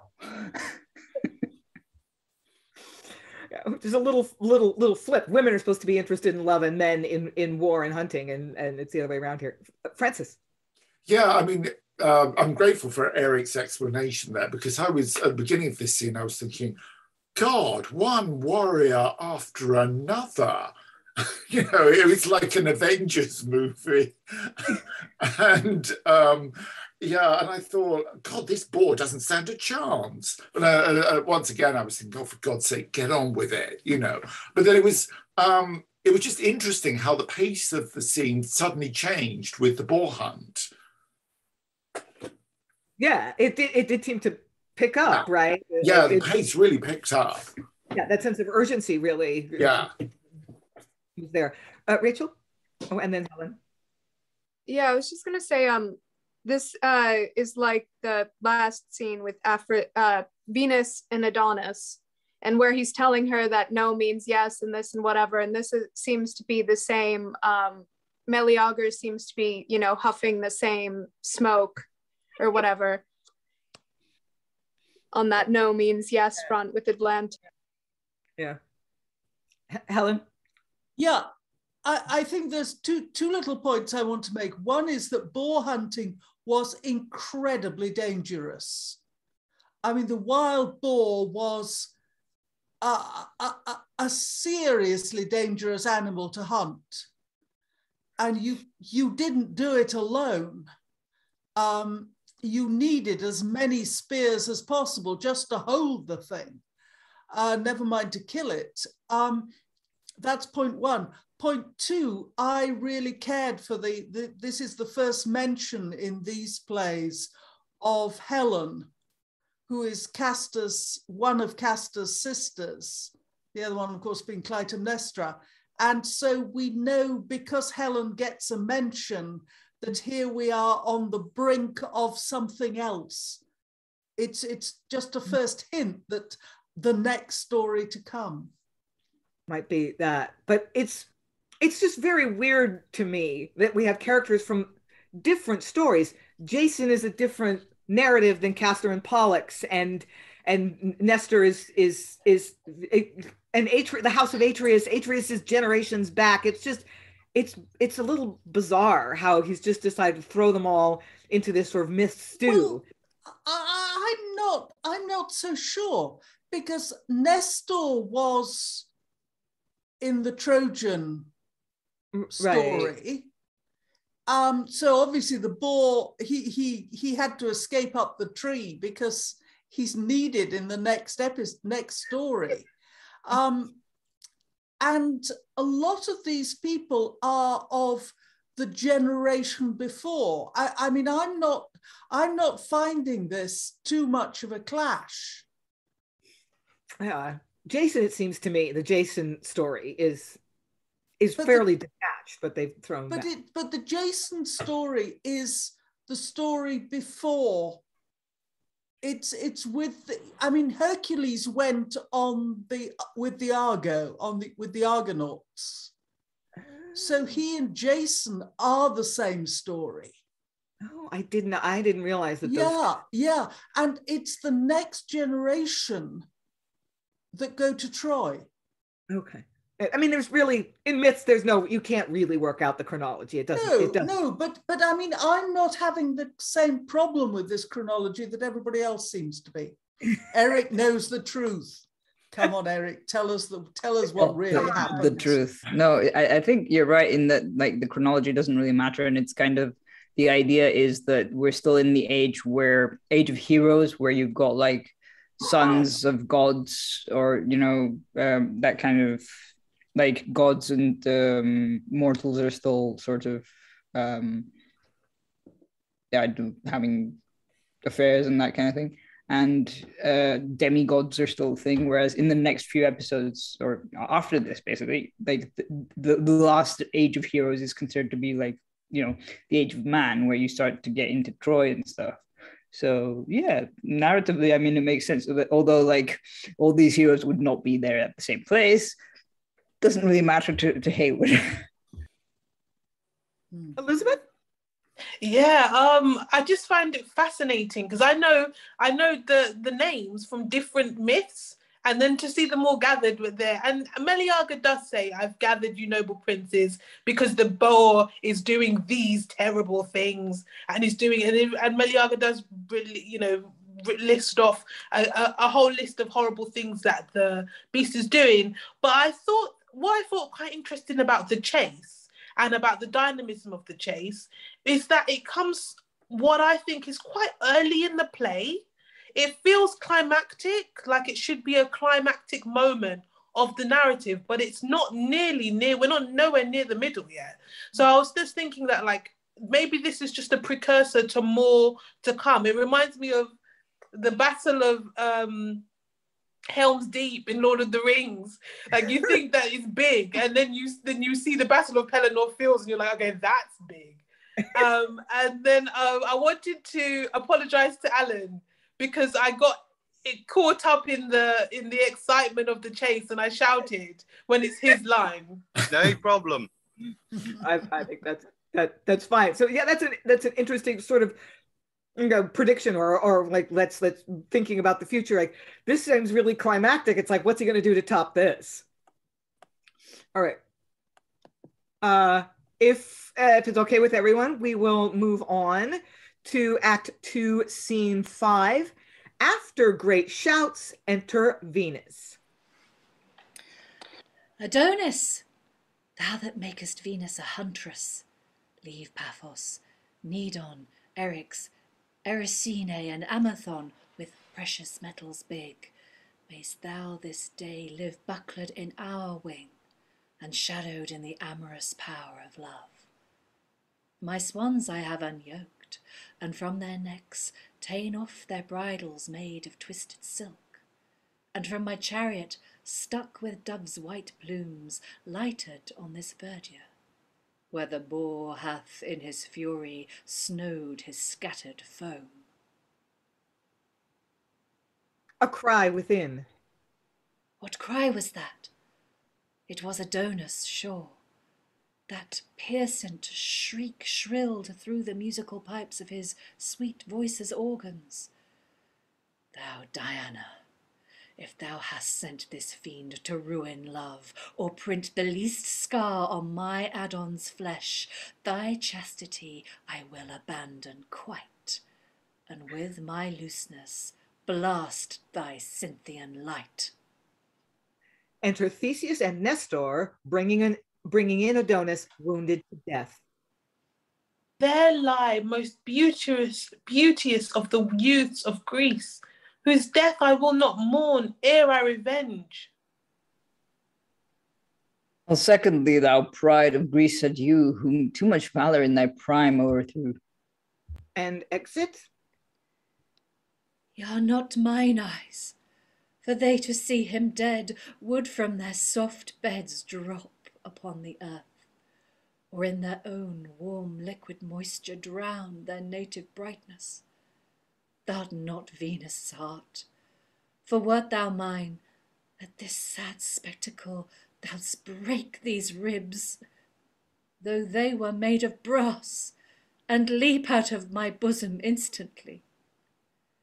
My sorrows like a populous throng, all striving at once to pass through some enforced breach, instead of winning passage stop the way, and so the greatest haste breeds the most stay. Oh me, my multiplicity of sorrows makes me almost forget to grieve at all. Speak, speak, my Adon, thou whom death hath fed on ere thou wast yet full ripe, and this thy beauty's devoured air tasted?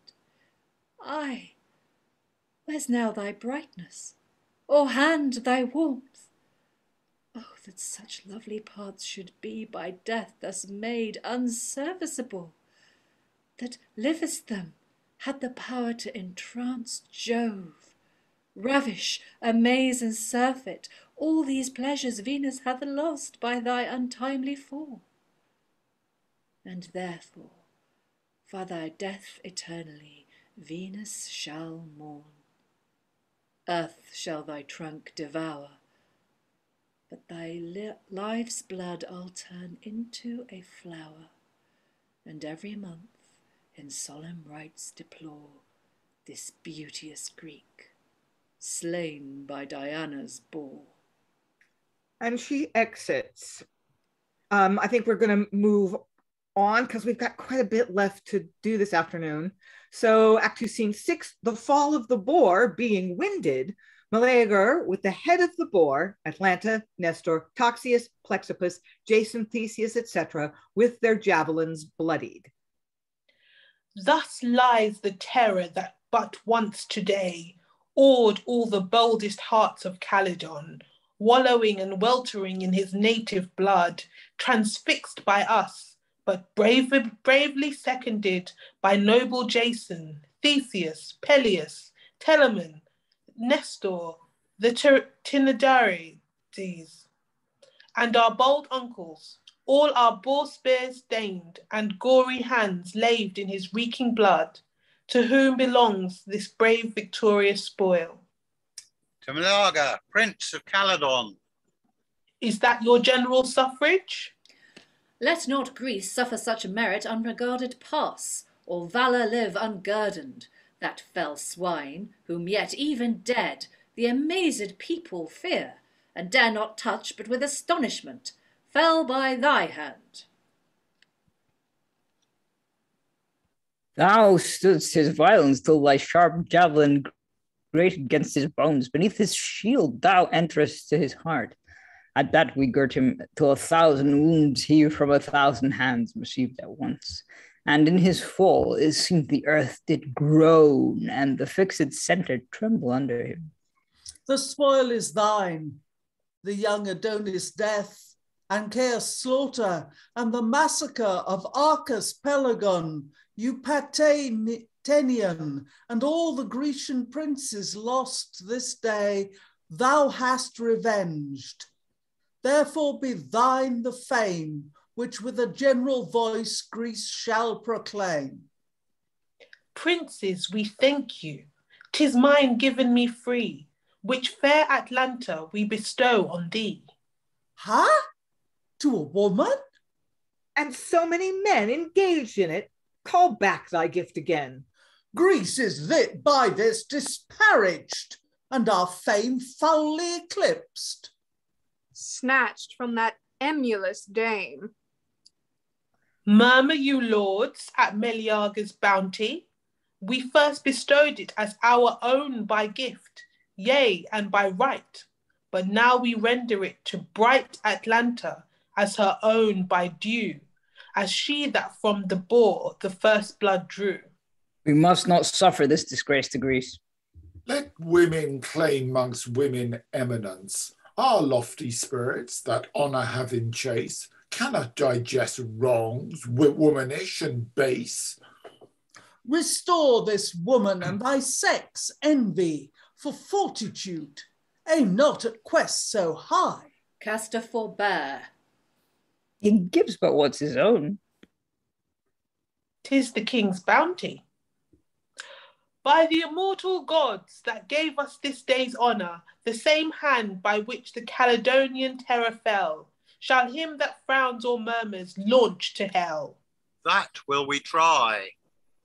Then rescue for Atalanta, this day shall fall for thee, that art divine, monsters more savage than Diana's swine. A strange, confused fray.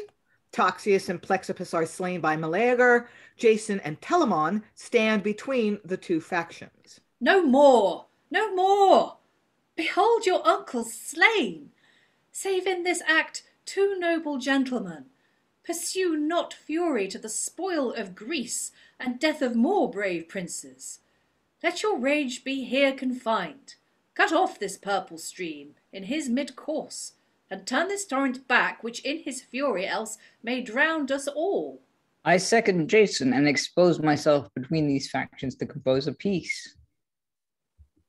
We have done too much already. Impious fury, how boundless is thy power, uncircumscribed.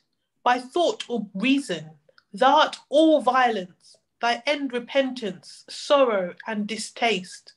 How will Althea take her brother's death from her son's hand? But rash deeds executed may be lamented, never be recalled. Shall the survivors be atoned? So it be done, with honour on both parts. We have swords to guard our fortunes and our lives, and but an equal language will keep both thus at the point. Join hands, renowned princes. The fury of the Prince of Caledon hath preyed but on his own. There let it end. No further by your urgent spleens extend. We are appeased. Lords, freely then embrace. First then, we'll royally inter our uncles, and spend some tears upon their funeral rites. That done, we'll in our palace feast these princes, with bright Atalanta, whom we'll make our queen. Our uncles once bestowed into the earth, our mournings shall expire in bridal mirth. And everybody exits. Okay. I want to stop real quick to sort of check in with everybody, but we do have actually quite a bit left to do, and we are really close to the top of the hour. So in order to have some time for final thoughts, we're just going to chat a bit here and then barrel through to the end, if my fellow beyonders agree.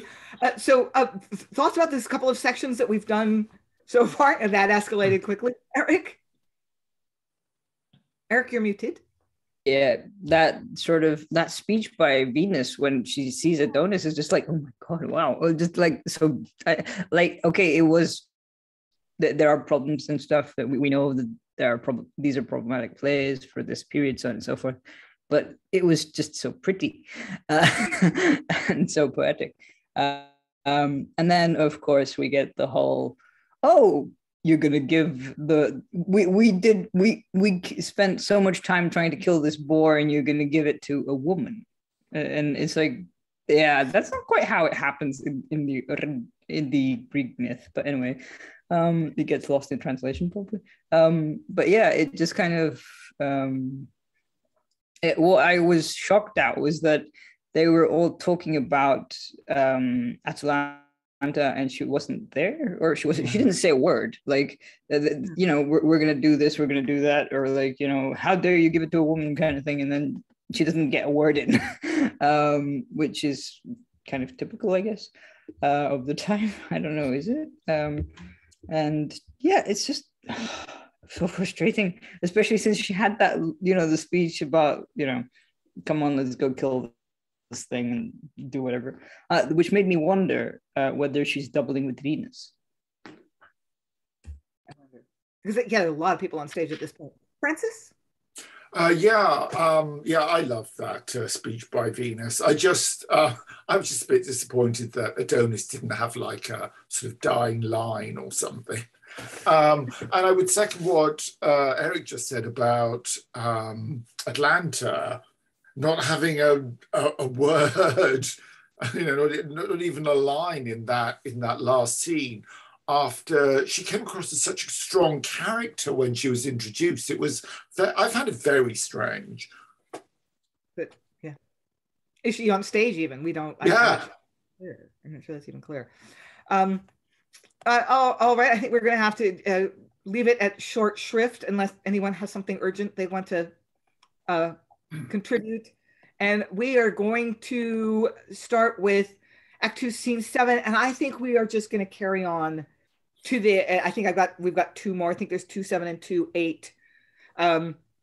I don't know if the last monologue is a separate scene, but we are just going to barrel on to the end, and then I am going to hand the baton back to Sarah for the conclusion of the session. So Act 2, Scene 7, enter King Oeneus and Althea meeting the bodies of their two brothers born. Come to the temple there to sacrifice. For these glad tidings, since the boar lies dead, that filled our kingdom with such awe and dread. What joy names Aeneas in this spectacle? This of 1,000, the most sad and tragic, whose murdered trunks be these. Your royal brothers, Princes Toxeus and Plexippus. Speak, how slain? Not by the boar, but by your son's own hand. By Meleager's, how? Upon what quarrel? Could the proud boy ground such a damned act? Your son to fair Atlanta gave the prize of this day's travail, for which four they withstood in mutinous arms, they lost their vital blood. Shall I revenge or mourn them? O strange fate, an object that must shorten Aeneas' days and bring these winter hairs to a sad tomb. Long ere their date, I sing beneath these sorrows into my black and timeless monument. My sorrows turn to rage, my tears to fire, my prayers to curses, vows into revenge. Peace, peace, my queen. Let's bear the gods' vindication with patience, as we did Diana's wrath. Where gods are bent to punish, we may grieve. But can ourselves nor succor nor relieve? Come, let us do to them their latest rites, wait on their hearses in our mourning black. Their happy souls are mounted above the spheres. We'll wash their bodies in our funeral tears.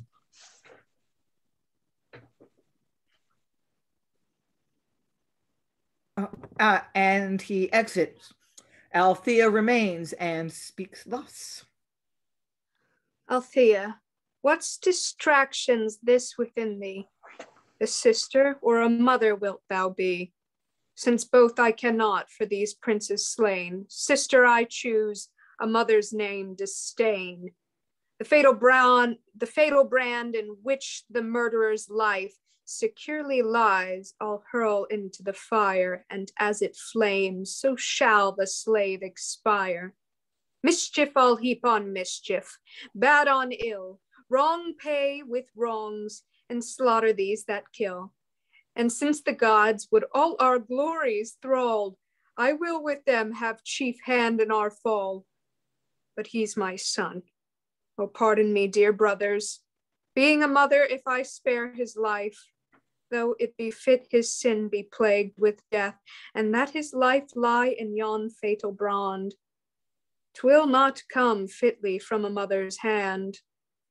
Is this the hope of all my 10 months' pain? Must he by the hand of him that nursed him now be slain?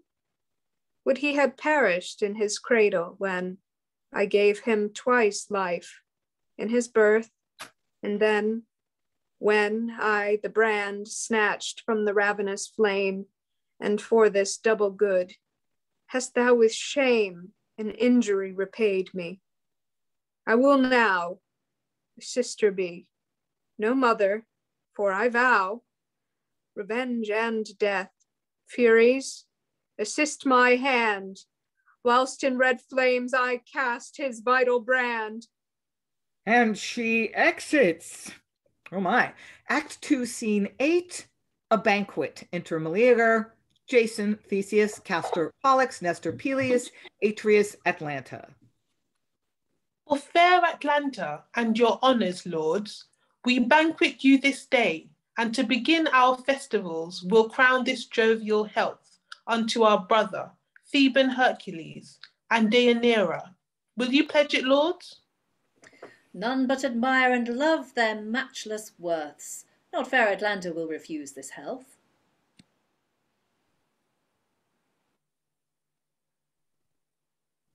You beg of me a pledge, I'll take it, Jason.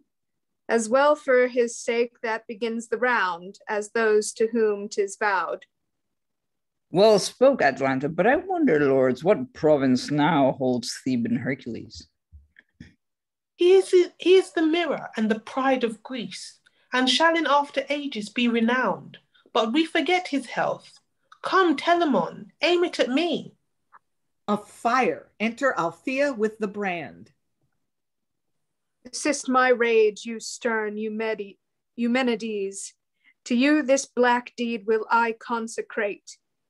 Pity away, hence thou consanguine love, maternal zeal, picantal piety, all cares, loves, duties, offices, affections that grow tween sons and mothers, leave this place. Let none but furies, murders, parricides be my assistance in this damned attempt. All that's good and honest I confine. Black is my purpose, hell my thoughts are thine. To bright Atlanta this loud music sound. Her health shall with our loftiest strains be crowned. Drink, quaff, be blithe. Oh, how this festive joy stirs up my fury to revenge and death. Thus, you gods above, abject your eyes from this unnatural act. The murderer dies. She fires the brand. Oh, oh! My lord. I burn! What sudden passion's this? The flames of hell and Pluto's sightless fires are through my entrails and my veins dispersed. Oh! My lord, take courage. Courage, Telamon? I have a heart dares threat or challenge hell, a brow front heaven, a hand to challenge both. But this my pain's beyond all humane sufferance or mortal patience. What hast thou done, Althea?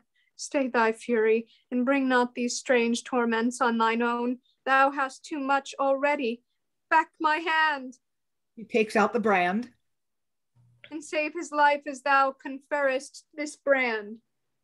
How cheers the warlike prince of Calydon? Well now, I am at ease and peace within. Whither's my torture fled? That with such suddenness hath freed me from disturbance. Were we ill? Come, sit again to banquet, music sound, till this to Deianeira's health go round. Shall mirth and joy crown his degenerate head, whilst his cold uncles on the earth lie spread? No, wretched youth, whilst this hand can destroy, I'll cut thee off in midst of all thy joy. He fires the brand. Again! Burn, perish, wast, fire, sparkle and consume, and all thy vital spirits fly with this fume. Still, there is an Etna in my bosom. The flames of Styx and fires of Acheron are from the black Chimerian shades removed, and fixed here. Oh, for Everness flood! Oh, some cool stream to shoot its currents through my flaming body. Make thy channel here, thou mighty flood, that streamest through Calydon, and quench me. All you springs of Thessaly, remove your heads and fix them in my veins to cool me. Oh! Defend us, heaven! What sudden ecstasy or unexpected torture hath disturbed his health and mirth? Worse than my torment, that I must die thus, that the boar had slain me, happy Ancaeus and Adonis blessed. You died with fame, and honour crowns your rest. My flame increaseth still, O Father Aeneas, and you Althea, whom I would call mother, but that my genius prompts me, thou'rt unkind, and yet farewell, Atlanta, beauteous maid. I cannot speak my thoughts for torture, death, anguish, and pains. All that Promethean fire was stolen from heaven, the thief left in my bosom. The sun hath cast his element on me, and in my entrails hath he fixed his sphere. His pointed beams he hath darted through my heart, and I am still on flame.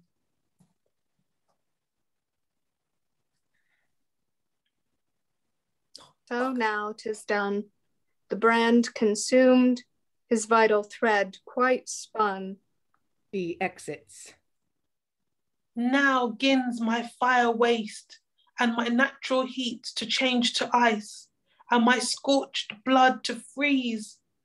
Farewell, since his black ensign death displays, I die, cut off thus in my best of days. He dies. Dead is the flower and pride of Calydon. Who would displease the gods? Diana's wrath has stretched even to the death and tragic ruin of this fair, hopeful prince. Here stay thy vengeance, goddess of chastity, and let it hang no longer o'er the house of Calydon. Since thou hast cropped the youth, spare these old branches that yet survive. Re-enter Althea. She shall not, Jason, no, she shall not. Do you wonder, lords of Greece, to see this prince lie dead? Why, that's no novel. All men must die. Thou, he, and everyone. Yea, I myself must. But I'll tell you that, shall stiff your hair, your eyes start from heads, print fixed amazement in your wondering fronts, yea, and astonish all. This was my son, born with sick throes, nursed from my tender breast, brought up with feminine care, cherished with love, his youth my pride, his honor all my wishes. So dear, that little less he was than life. But will you know the wonders, alas, too true, him, all my sons, this my enraged hand slew. This hand, that Diane's quenchless rage to fill, shall with the slain son's sword the mother kill. Althea kills herself with Meleager's sword. The queen hath slain herself. Who will bear these news to the sad king? Enter a servant. That labor may be spared. The king no sooner heard of his son's death, wrought by his mother in the fatal brand, but he sunk dead. Sorrow so changed his weakness, and without word or motion, he expired. We'll see them, ere we part from Calydon, interred with honour. But we sojourn long in this cursed clime. Oh, let us not incur Diana's fury. Our next expedition shall be for Colchis and the Golden Fleece, unto which, princes, we invite you all. Our stately Argo we have rigged and trimmed, and in it we will bear the best of Greece, styled from our ship by name of Argonauts. Great Hercules will with his company grace our adventure, and renown all Greece by the rich purchase of the Colchian fleece. And everybody exits. End of the act. Sarah. Thank you very much. I should take back the mantle of the play. Gosh, it all happened, didn't it? It's been an action-packed couple of acts, considering we're really only like about a third of the way through it, and we've had all kinds of stuff kicking off already. Sadly, we don't have a lot of time left to discuss it, so I'm just going to go around the room and ask you for combined final thoughts with any comments that you have to make about those final scenes that we read, and if we could make it pithy, that would be useful. Eric, I'll start with you. Yeah, it's interesting to see this remix of stuff. It's basically because I mean, obviously it's been filtered through Greek myth and Roman myth and put together by Heywood. Although I kind of obviously I'm not enjoying the sort of misogyny, sexism, violence, all that stuff, but it has some scenes that could make for comedy business. Just the whole brand, like it's like, oh, no, okay, yeah, no, that's not funny. But just that last bit was kind of, I don't know, just sort of goes so dark so suddenly after having what's it called, the winning, sort of, having killed the boar. Yay, we killed the boar, and then yeah. I don't know, it's just such an interesting play to watch and read thus far.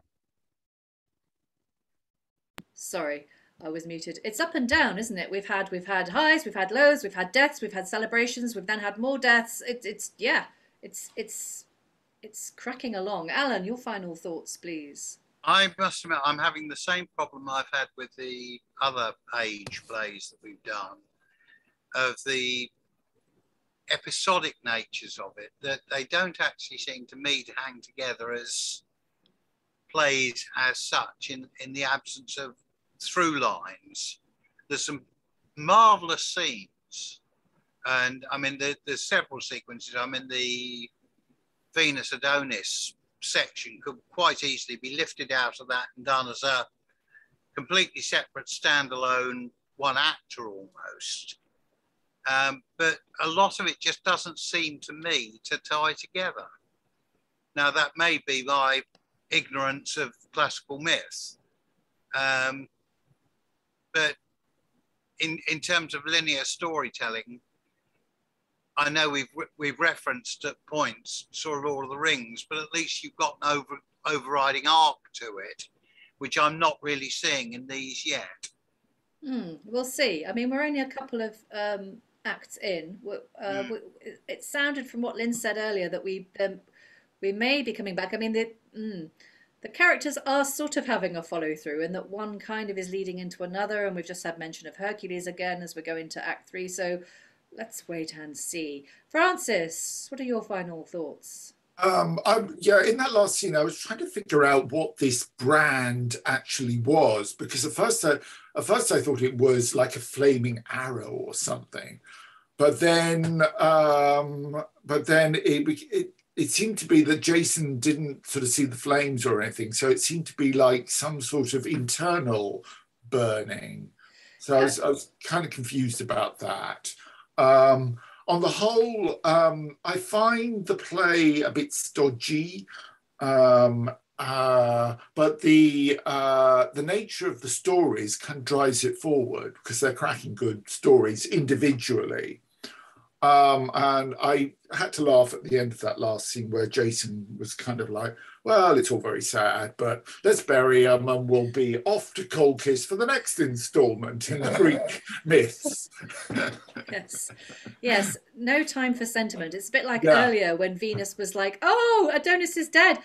Damn it, I never got to enjoy him as much as I wanted to.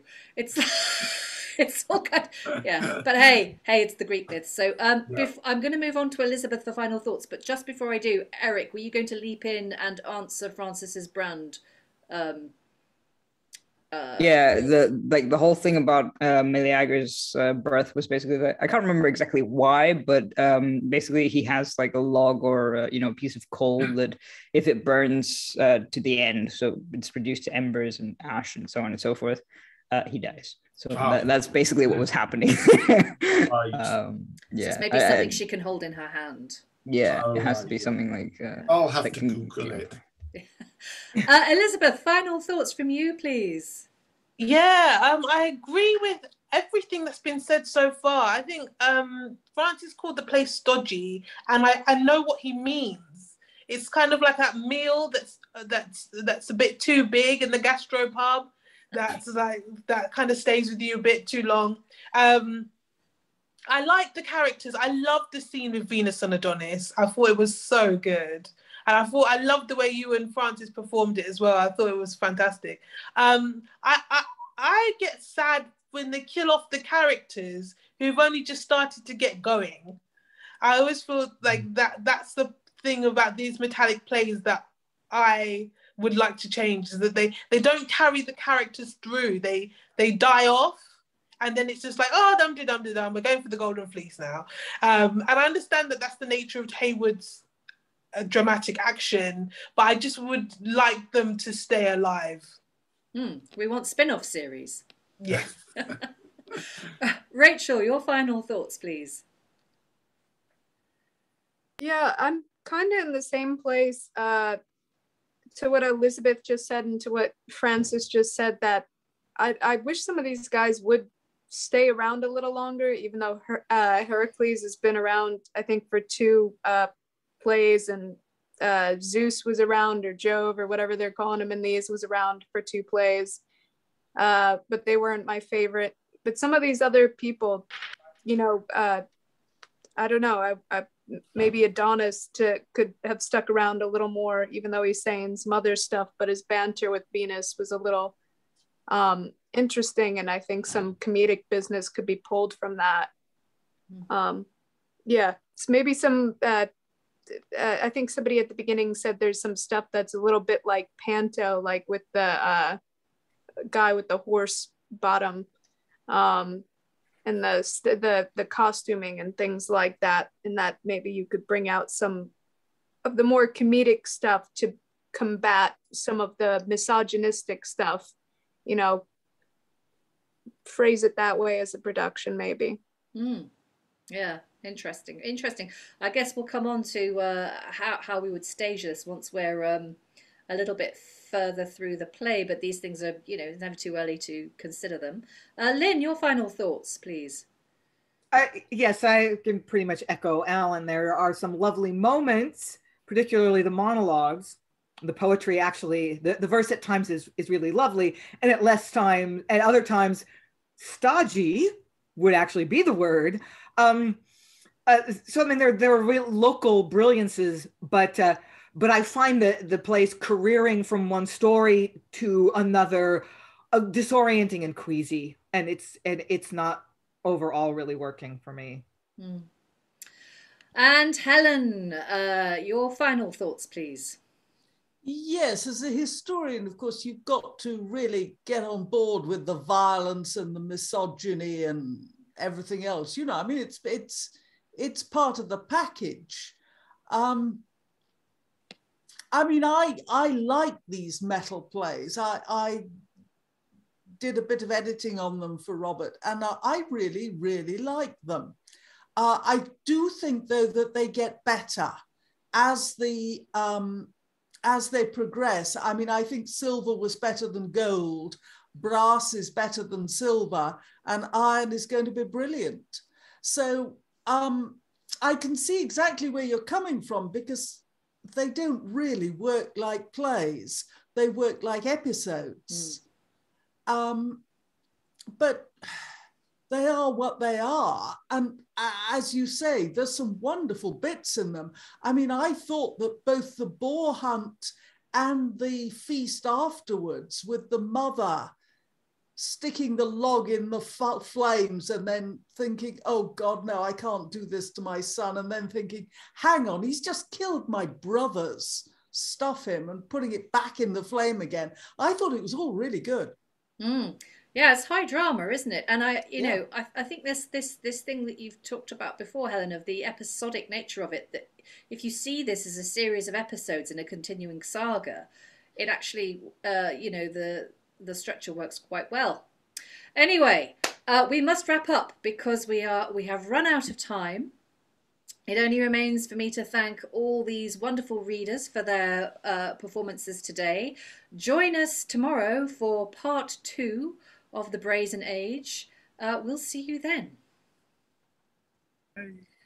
Rude, those bears.